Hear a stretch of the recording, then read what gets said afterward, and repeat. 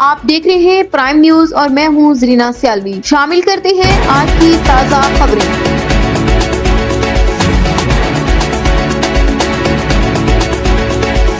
खबर शामिल करते हैं खुशाब से, जहां मोटरसाइकिल और ट्रैक्टर ट्राली में तसादुम 2 अफराद की जानें ले गया।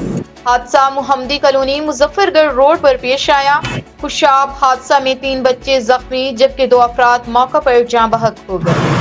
खुशाब रेस्क्यू टीमों ने इमदादी कार्रवाई करते हुए जख्मियों और डेड बॉडीज को DHQ अस्पताल जोहराबाद कैंप्स में मुंतकिल कर दिया।